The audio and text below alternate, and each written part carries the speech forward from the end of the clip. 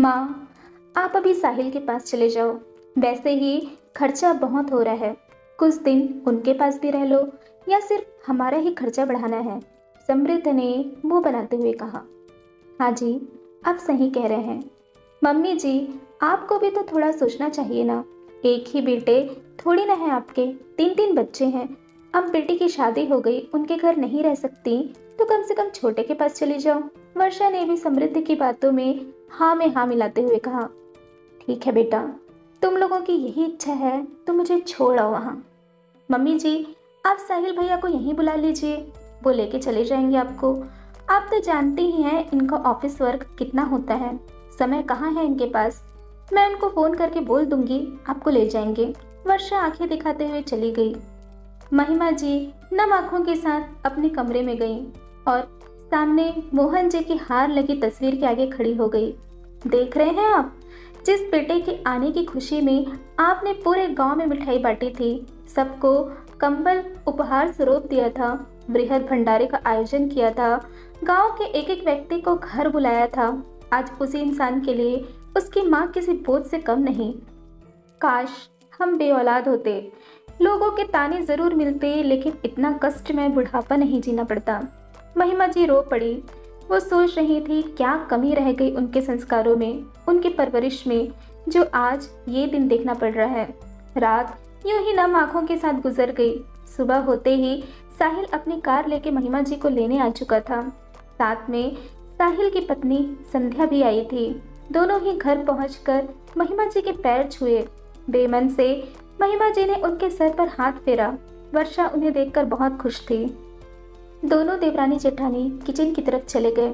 कैसी हो भाभी, सब ठीक है ना? आपका फोन आया तो साहिल डर ही गए थे, अचानक क्या हो गया? संध्या, मैं साफ शब्दों में बात करूंगी। मैं अब मम्मी जी की जिम्मेदारियां नहीं उठा सकती, मुझसे नहीं होता। तुम्हें पता है पूरे समय आवाज देते रहती हैं, वर्षा वर्षा। इंसान चैन से सो भी नहीं पाता। मम्मी जी बुजुर्ग हो चुकी हैं भाभी। बुजुर्ग इंसान किसी बच्चे की तरह हो जाता है। जिस तरह बच्चे को उसकी माँ संभालती है, उसी तरह माता पिता के बूढ़े होने के बाद बच्चों का फर्ज है कि वो उनके माता पिता बन जाएं। ये सब नाटक है संध्या। जब मेरी चुगली अपनी बेटी से करती हैं तब वो बुढ़ापा कहाँ चला जाता है, और इनके नखरे इतने हैं कि मुझसे उठाए नहीं जाते। तुम भी जानती हो ना कि आजकल महंगाई कितनी बढ़ गई है। अब तुम लोग संभालो, हमसे ना हो पाएगा। भाभी, मुझे कोई आपत्ति नहीं है, लेकिन आप जानती हैं ना, साहिल से प्रेम विवाह करने के बाद मम्मी जी मेरी शक्ल देखना भी पसंद नहीं करती। मेरे साथ रहना तो दूर, वो मेरा चेहरा भी नहीं देखना चाहती। मैं भी चाहती हूँ कि माँ मुझे वही स्थान दे जो आपको मिला है, एक बहू का दर्जा। पर भाभी, मुझे नहीं लगता ऐसा कभी हो पाएगा। संध्या ने अपने मन की पीड़ा वर्षा को बताने की कोशिश की। जब तुम्हारे साथ रहेंगी तो सब ठीक हो जाएगा। भाभी, आप कुछ छुपा रही हैं क्या मुझसे? ना नहीं तो। संध्या, तुम भी ना कैसी बातें कर रही हो, भला मैं क्या ही छुपाऊंगी तुमसे। लेकिन भाभी, अचानक ऐसा क्या हुआ कि आप मम्मी जी को हमारे साथ भेज रही हैं? आपके लिए मम्मी जी तो आपकी माँ समान थी। वक्त और हालात बदलते रहते हैं संध्या। अब के समय और उस समय में बहुत फर्क है। संध्या ने वर्षा की बात मान तो ली, लेकिन अभी भी संध्या को थोड़ा अजीब लग रहा था। उधर समृद्ध थोड़ी देर साहिल से बात करके अपने ऑफिस चला गया। साहिल और महिमा जी साथ बैठे थे अकेले। साहिल भी महिमा जी की तरह चुपचाप था। कैसी हो माँ? ठीक होने की कोशिश कर रही हूँ, तुम कैसे हो? बस माँ, मैं भी ठीक ही हूँ। सामान रख लिया? हाँ, पर मेरा मन नहीं है तेरे साथ जाने का। क्यों? संध्या के कारण? जब जवाब पता है तो क्यों पूछ रहे हो? माँ, वो वैसी नहीं है जैसा तुमने उसे सोच लिया है। सोचा तो वर्षा के लिए भी नहीं था, लेकिन एक महीने से ना जाने उसे क्या हो गया है। ऐसा लगता है इस वर्षा को मैं जानती भी नहीं। लेकिन संध्या ऐसी नहीं है माँ, वो बहुत अलग है। आज वो खुद तुम्हें लेने आई है। महिमा जी ने कुछ न कहा। उन्होंने तो जैसे एक चुप्पी साध ली थी। खाना लग गया था। दोनों देवरानी जेठानी ने खाना परोसा। सबने खाना खाया। उसके बाद महिमा जी संध्या के साथ उसके घर की तरफ रवाना हो गई। रास्ते भर उन्होंने बेटा बहू से कुछ ना कहा। घर आ चुका था। छोटा सा एक बेडरूम वाला घर था। बेडरूम को संध्या ने महिमा जी को दे दिया। उस बेडरूम में संध्या ने महिमा जी की हर ज़रूरत की चीज़ों का ख्याल रखा था। महिमा जी की पसंद का हर खाना बना के उसने जल्दी से उनकी थाली लगा दी।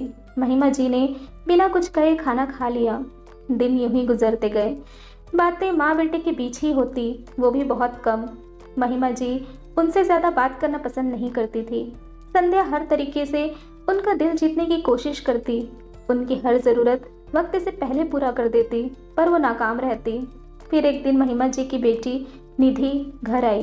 दोनों माँ बेटी एक दूसरे को इतने दिन बाद देख अपनी भावनाओं को रोक न सके। माँ कहकर वो उनके गले लग गई। संध्या ने बहुत अच्छी तरह निधि का स्वागत किया। संध्या दोनों माँ बेटी को अकेला छोड़ सब्जी खरीदने चली गई, क्योंकि वो जानती थी कि महिमा जी को उनकी बेटी के साथ कुछ पल अकेले गुजारना था। निधि, मेरी बेटी कैसी है तू? बस माँ, कैसी हो सकती हूँ? अरे ऐसा क्यों कह रही? कुछ बात है क्या? क्या समधन जी ने कुछ कहा? महिमा जी की बातों से चिंता साफ झलक रही थी। पता नहीं माँ, मुझे कुछ समझ नहीं आता। सब कुछ तो करती हूँ मैं उनके लिए, लेकिन उन्हें जैसे कद्र ही नहीं मेरी। आखिर गलती क्या है मेरी माँ, समझ नहीं आता। तू चिंता मत कर बेटा, मैं बात करूँगी उनसे। नहीं माँ, आप कुछ कहेंगी तो बात और बिगड़ जाएगी। पहले ही इतना कुछ चल रहा है। वो ऐसा कैसे कर सकती हैं तेरे साथ? प्यार ही तो किया है तूने, किसी का मर्डर नहीं। प्यार कोई गलती नहीं। महिमा जी कुछ बोलती उससे पहले ही निधि ने उन्हें टोक दिया। माँ, भाई और भाभी की क्या गलती थी? उन्होंने भी तो मेरी तरह प्रेम विवाह ही किया है ना। प्यार तो गलत नहीं होता। जैसे आप भाभी के साथ करते हो, वही मेरी सास भी मेरे साथ करती हैं। फर्क बस इतना है कि उन्हें हमारे साथ ही रहना है, क्योंकि कोई और बेटा बेटी तो है नहीं। निधि, तेरी बात अलग है बेटा, तो एक ऊंचे खानदान की लड़की है। और संध्या, इसके तो घर वालों का भी पता नहीं कौन है क्या है। माँ, आप कैसी बातें कर रही हो? ये खानदान जैसी बातें कहाँ से आ गई? क्या आपने कभी उनके परिवार के बारे में जानने की कोशिश की? माँ, क्या कमी है भाभी में? हर मान सम्मान दिया है आपको। आपने कितनी बेइज्जती की उनकी जब भाई शादी करके आया तो। तब भी उन दोनों के दिल में आपके लिए कोई बैर नहीं। क्या आपने कभी ये सोचा कि अगर यही मेरी सास करती तो आपको कैसा लगता? एक ही बेडरूम था, वो भी तुम्हें दे दिया। वो दोनों खुद हॉल में सोते हैं। तुम्हारी हर जरूरत का सामान है यहाँ। आज मेरी सास मेरे साथ यही कर रही है तो आपको मेरी चिंता है, लेकिन आप भी भाभी के साथ कर रही हैं तो उसका क्या? माँ, आपने मुझे माफ कर दिया तो उन्हें क्यों नहीं कर सकती? खानदान जात पात जैसी बातों में क्या रखा है माँ? वर्षा भाभी भी तो ऊंचे घर की हैं। उन्होंने क्या किया आपके साथ, मुझे आपको बताने की जरूरत नहीं। आप में और मेरी सास में क्या फर्क रह गया माँ? महिमा जी एक पल को चुप हो गई। आखिर वास्तव में क्या ही गलती थी उनकी? चाहते थे एक दूसरे को प्रेम विवाह कर लिया, तो इतना कौन सा बड़ा गुनाह कर लिया उन्होंने? अगर वो उन दोनों की शादी के लिए मान जाती तो क्या उन्हें ये सब करना पड़ता?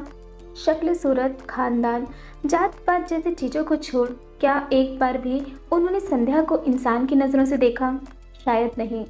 आज खुद की बेटी के साथ ऐसा हो रहा है, तब फिर उन्हें बुरा क्यों लग रहा है? जो गलती संध्या ने की वही तो उनकी अपनी बेटी ने की।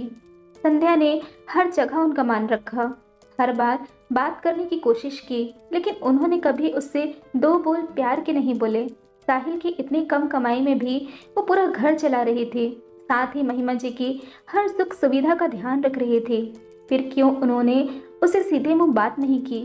बेचारी रोज उनके कमरे में लाइट बंद करने के बहाने आती कि शायद महिमा जी उससे बात करें, लेकिन हर बार वो उसके आते ही मुंह फेर के सो जाती। उन्हें अपनी गलती नजर आ गई थी। वो संध्या के लौट आने का इंतजार कर रही थी। संध्या को सब्जी और आइसक्रीम का एक बड़ा फैमिली पैक लेके घर आ चुकी थी। महिमा जी तुरंत उसके पास गई। संध्या, बेटा मुझे माफ़ कर दो। तुम्हारी अच्छाई मैं कभी देख नहीं पाई। मुझे सिर्फ और सिर्फ अपना अहंकार सुनाई देता था कि मेरा बेटा मेरी मर्जी के खिलाफ चला गया। शायद तुम भी समझ सकती हो मेरी बातों को। हाँ मम्मी जी, मैं समझती हूँ। हमसे तो गलती हुई है, बहुत बड़ी हुई है। हमने सबका दिल दुखाया है। आप हमें माफ़ कर दीजिए। मेरे बेटे ने अच्छा किया जो तुमसे शादी की।